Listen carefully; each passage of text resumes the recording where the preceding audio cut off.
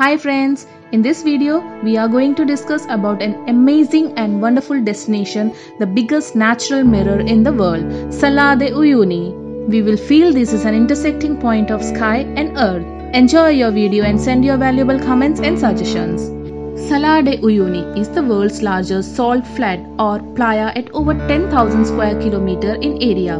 It is in the Daniel Campos province in Potosi in southwest Bolivia, near the crest of Andes at an elevation of 3,656 meters above sea level. Bolivia's Salar de Uyuni is considered one of the most extreme and remarkable vistas in all of the South America, stretching more than 4,050 square miles of the Altiplano. It is the world's largest salt flat, left behind by prehistoric lakes evaporated long ago. Here, a thick crust of salt extends to the horizon, covered by quilted, polygonal pattern of salt rising from the ground. At certain times of the year, nearby lakes overflow and a thin layer of water transforms the flat into a stunning reflection of the sky. This beautiful and overworldly terrain serves as a lucrative extraction site for the salt and lithium, the element responsible for powering laptops, smartphones, and electric cars. In addition to the local worker who harvests these minerals, the landscape is the home to the world's first salt hotel and populated by road-tripping tourists. The harsh beauty and the desolateness of Salar de Uyuni can make for an incredible experience or a logistical nightmare. Here is a guide to hell. The Salar was formed as a result of transformations between several prehistoric lakes. It is covered by a few meters of salt crust, which has an extraordinary flatness with an average elevation variations within 1 meter over the entire area of the Salar.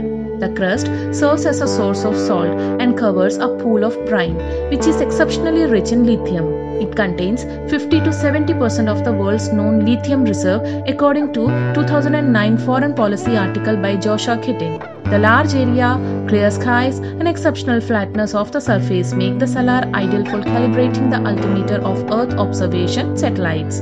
Following rain, a thin layer of dead, calm water transforms the flat into the world's largest mirror, 129 km across. The Salar serves as a major transport route across the Bolivian Altiplano and is a prime breeding ground for several species of flamingos. Salar de Uyuni is also a climatological transitional zone. The towering tropical cumulus congested and cumulonimbus ingus clouds that form in the eastern part of the salt flat during the summer cannot permeate beyond its dry western edges, near the Chilean border and the Atacama Desert. Salar has been used as a filming location for movies such as Star Wars: The Last Jedi in 2017, The Fall in 2006, Salt and Fire in 2016, The Unseen 2017, and many more. Salar de Uyuni is a part of Altiplano of Bolivia in South America. The Altiplano is a high plateau which was formed during uplift of the Andes mountain. The plateau includes fresh and saltwater lakes as well as salt flats and is surrounded by mountains with no drainage outlets. The geological history of Salar is associated with a sequential transformation between several vast lakes. Some 30 to 42,000 years ago, the area was a part of giant prehistoric lakes. Lake Minchin. Its age was estimated by radiocarbon dating shells from outcropping sediments and carbonate reefs and varies between reported studies.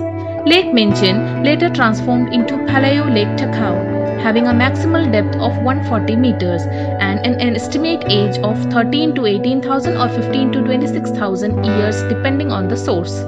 The youngest prehistoric lake was Coipasa, which was recarbonated dated to 11,500 to 13,400 years ago. When it dried, it left behind two modern lakes, Poopó and Oruro, and two major salt deserts, Salar de Coipasa and the larger Salar de Uyuni. Salar de Uyuni spreads over 10,582 kilometers, which is roughly 100 times the size of the Bonville salt flats in United States. Lake Poopó is the neighbor of the much larger lake Titicaca. During the wet seasons, Titicaca overflows and discharges into Poopó, which in turn floods Salar de Coipasa and Salar de Uyuni. Lacustrine mud that is interbedded with salt and saturated with brine underlies the surface of Salar de Uyuni. The brine is a saturated solution of sodium chloride, lithium chloride, and magnesium chloride in water. It is covered with a solid salt crust varying in thickness between tens of centimeters and few meters. The center of the salar contains few islands, which are remains of the top of the ancient volcanoes submerged during the era of Lake Menchin. They include unusual and fragile coralline-like structure and deposits that often consist of fossils and algae. The area has a relatively stable average temperature with a peak at 21 degrees Celsius in November to January and a low of 13 degrees Celsius in June. The nights are cold all through the year, with the temperature between -8 degrees Celsius to 5 degrees Celsius. The relative humidity is rather low and constant throughout the year at 30% to 45%. The rainfall is also low at 1 mm to 3 mm per month between April and November, but it may increase up to 80 mm in January. However, except for January, even in the rainy seasons, the number of rainy days is fewer than 5 per month. The salar contains a large amount of sodium, potassium, lithium, magnesium as well as borates. With an estimated 90 lakh tons, Bolivia holds about 7% of the world's known lithium resources. Most of those are in the Salar de Uyuni. Lithium is concentrated in the brine under the salt crust at a relatively high concentration of about 0.3%. It is also present in the top layer of the porous halide body lying under the brine. However, the liquid brine is easier to extract by boring into the crust and pumping out the brine. The brine distribution has been monitored by the Landsat satellite and confirmed in ground drilling tests. Following those findings, an American-based international corporation has invested $137 million to developing lithium extraction. However, lithium extraction in 1980s and in 1990s by foreign companies met strong opposition from the local community. Locals believed that the money infused by mining would not reach them. The lithium in the salt floods contain more impurities, and the wet climate and high altitude make it harder to process. No mining plant is currently at the site, and the Bolivian government does not want to allow exploitation by foreign corporations. Instead, it intends to reach an annual production of 35,000 tons by 2023 in a joint venture with ACI Systems Almenia. Salar de Uyuni is estimated to contain 10 billion tons of salt, of which less than 25,000 tons is extracted annually. All miners working in Salar belong to Colchanes Cooperative. Because of its location, large area and flatness, the Salar is a major car transport route across the Bolivian Altiplano, except when seasonally covered with water. The Salar is virtually devoid of any wildlife or vegetation. The latter is dominated by giant cacti. They grow at a rate of about 1 cm per annum to a height of about 12 meters. Other shrubs include Pilaya, which is used by locals to cure cataract, and Thola, which is burned as a fuel. Also present Quina plants and bushes. Every November, Salar de Uyuni is the breeding ground for 3 South American species of flamingo, the Chilean, Andean and rare James flamingos. About 80 other bird species are present, including the horned goat, Andean goose and Andean hill star. The Andean fox or Calpeo is also present, and islands in the Salar host colonies of rabbits like Vizcachas. Salar de Uyuni attracts tourists from around the world. As it is far from the cities, a number of hotels have been built in the area. Due to lack of conventional construction materials, many of them are almost entirely built with salt blocks cut from the Salar. The first such hotel, named Palacio de Sal, was erected in 1993 to 1995 in the middle of the salt flat and soon became a popular tourist destination. However, its location in the center of the desert caused sanitation problems, as most of the waste had to be collected manually. Mismanagement caused serious environmental pollution, and the hotel had to be dismantled in 2002. One major tourist attraction is an antique train cemetery. It is 3 km outside Uyuni and is connected to it by the old train tracks. The town served in the past as a distribution hub for the trains carrying minerals en route to Pacific Ocean ports.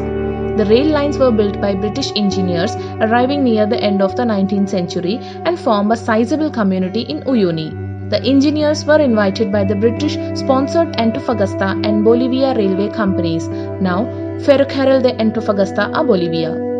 The rail construction started in 1888 and ended in 1892. It was encouraged by Bolivian President Aniceto Arce, who believed Bolivia would flourish with a good transport system. But it was also constantly damaged by the local Aymara indigenous Indians, who saw it as an intrusion into their lives.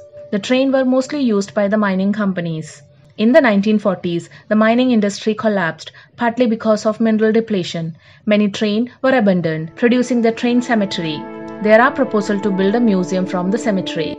Located at the crux of Bolivia, Chile and Argentina, the logistic and the length of your trip to Salar de Uyuni will depend where you are coming from. Tours originated from three main places. Uyuni, Bolivia, the most popular jumping off point for salt flats tours. Uyuni is a small, dusty town packed with tourism agencies in Plaza Arque, its main square. Travelers can book tours in advance online, through tour offices in La Paz, or they can simply arrive in Uyuni and pursue the options in town. Since Uyuni is so close to salt flats, tourists can easily book day trips. Flight from La Paz to Uyuni can be booked through Amazonas and BOA, 1 hour about $130 round trip.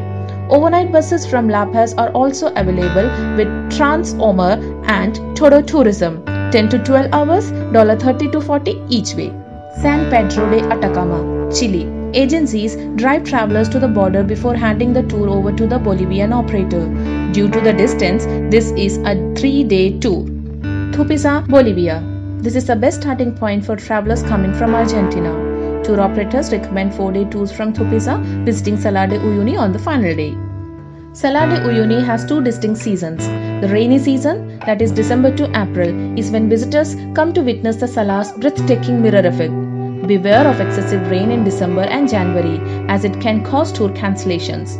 During the dry season, that is May to November, temperatures are colder, the ground has hardened and travelers can drive across the stark white landscape to places that aren't accessible in the rainy season. The tour operators consider June through August their high period, and the rates may rise accordingly. While the salt flats are one of the Bolivia's most popular attractions, it's only a small part of the gorgeous Altiplano region. Many visitors indulge in 3-day tour or longer that includes the desert, volcanoes, geysers, hot springs and high-altitude lakes to the south. Tours out of San Pedro de Atacama and Tupiza are already scheduled to drive through these sites. Travelers can choose between a shared tours, cheaper and standardized, or private tours, higher priced and custom tailored. Shared tours generally provide Spanish-speaking guide who double as the driver and chef. These follow a rigid itinerary that will not likely accommodate individual requests and can hinder certain times of day, like sunrise or sunset. Private tours, by contrast, can be customized to the client's liking, giving traveler more control over itinerary and the ability to go off the beaten path to volcanoes or caves. Private tours also provide an English-speaking guide, chef, and a more comfortable vehicle. Check online reviews and travel guides to carefully choose a reputable guide. Avoid companies that offer rock-bottom prices. They may not provide an accredited guide or working car, which can endanger tourists. Also ask your agencies whether they carry an emergency radio and first aid kit. One of the highlights of Salar de Uyuni is an endless horizon that allows photographers to play with perspective and depth of the field. Stage battle scenes with toy dinosaurs, cook your friend in pots and pans, or crawl out of seemingly giant jars of peanut butter. The key to great photos is to get the camera low to the ground and close to your prop. This gives the perspective that the prop is larger than the human subjects, who stand farther away. Don't let your subject venture too far, though the larger the distance between the prop and the subjects, the harder it will be to keep everything in focus. At nearly 12,000 feet above sea level, visitors may experience altitude sickness if they haven't properly acclimatized. Symptoms include nausea, headache, and insomnia, among others. Discuss various options for preventing and treating altitude sickness with your doctor before your trip. Bolivia requires a tourist visa as well as a yellow fever vaccination certificate to enter the country. Camera permits make the aperture as narrow as possible. Same type of salt flats we can see at Uki, an ancient lake in Bolivian Altiplano. Pocamayo, Bolivian river in the Potasi department, Nordlippes province, Colcha, K municipality.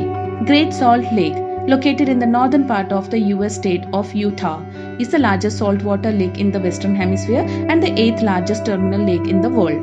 And the Rann of Kutch is the large area of salt marshes that span the border between Pakistan and India. It is located mostly in Gujarat, India, and in some part of Sindh, Pakistan. It is divided into Great Rann and Little Rann. Thank you so much for watching and listening. I hope you guys enjoy the video, and if you like the video then make sure you hit that thumb up, and please don't forget to subscribe our channel and click the bell icon for new notifications.